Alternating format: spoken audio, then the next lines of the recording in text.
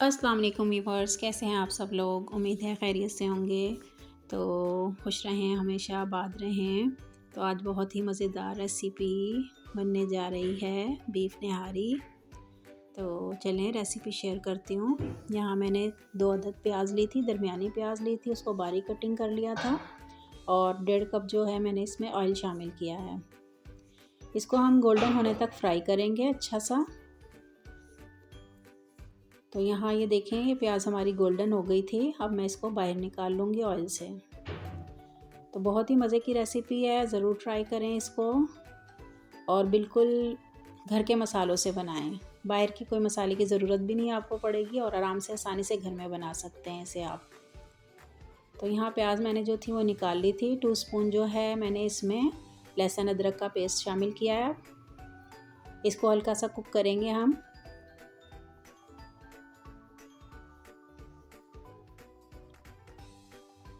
तो यहाँ साथ ही मैं इसमें शामिल करूँगी 1/2 kg जो है मैंने बीफ लिया था, उसको धो के साफ़ कर लिया था अच्छा सा। और इसके आप बड़े पीसीस करवाएं। जो गोश्त है आपका उसके बड़े पीसीस आप करवाएंगे तो निहारी जो होती है बड़े पीसीस में अच्छी बनती है। तो यहाँ 1/2 kg मैंने बीफ लिया था, इसको अच्छा सा हम लहसुन अदरक के साथ ही भून लेंगे और गोश्त का कलर भी हमारा अच्छा सा चेंज हो जाएगा। तो यहाँ हम तकरीबन 7 से 8 मिनट के लिए इसको अच्छा सा इसके अंदर भूनेंगे। पूरी रेसिपी देखिएगा, इसमें बहुत सी टिप्स भी आपको मिलेंगी और बहुत ही मज़ेदार ये रेसिपी बनती है। तो यहाँ हम कुछ मसाले लेंगे इसके अंदर। तो ये मैंने जार ले लिया था, इसमें पहले मैंने पीसा था जायफल जावित्री, उसी में ये हुआ है। तो यहाँ मैंने 1/2 स्पून जो है वो सौंफ ली थी, 1/2 स्पून ज़ीरा पाउडर, 1 स्पून मिर्चें सुर्ख मिर्च, 1/2 स्पून हल्दी, 1 स्पून जो है मैंने इसमें धनिया पाउडर लिया है और 1/2 स्पून कश्मीरी लाल मिर्च है।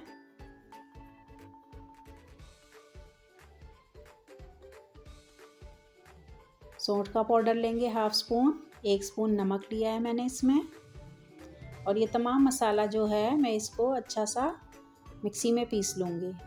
तो यहाँ ये हमने तमाम मसाला पीस लिया था। ये निहारी मसाला हमारा तैयार हो गया। इस तरीके से ये मसाला जो है डाल के हम इसी के अंदर अच्छा सा इसको कोट करेंगे। लहसुन अदरक का पेस्ट हमारा तकरीबन इसमें तैयार हो चुका है। ये मसाला भी अच्छा सा हम इसमें कुक कर लेंगे।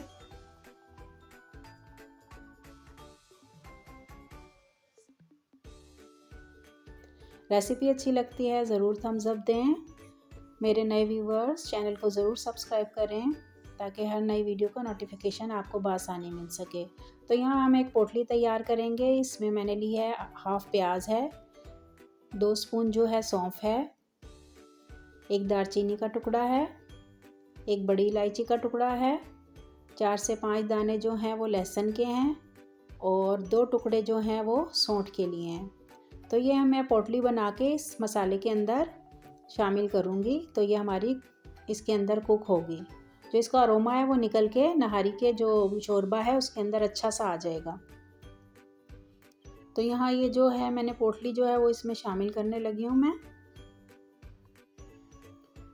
यहाँ मैं तकरीबन 6 कप इसके अंदर मैंने पानी शामिल किया है।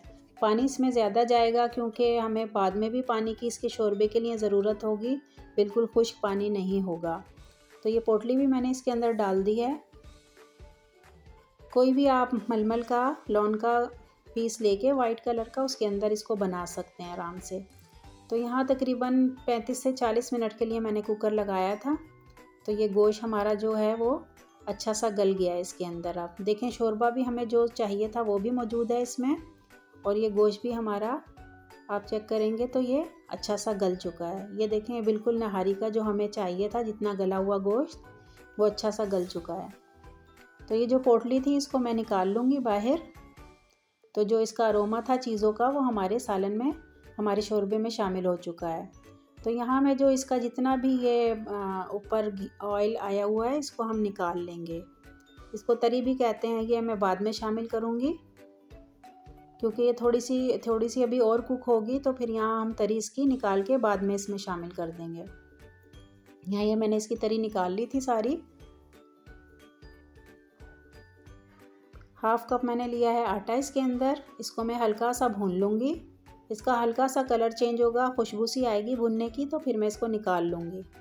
1/2 कप आटा इसमें काफ़ी है।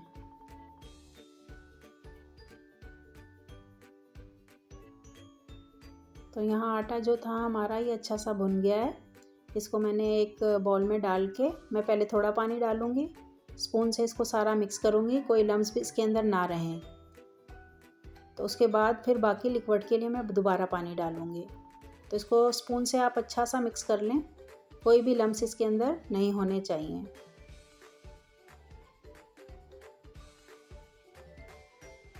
आप ज़रूर घर में इसको ट्राई करें, बिल्कुल बाहर जैसी निहारी बनती है, कोई मसाला अदर ऐड करने की ज़रूरत नहीं है इसमें, बहुत ही टेस्टी बनती है।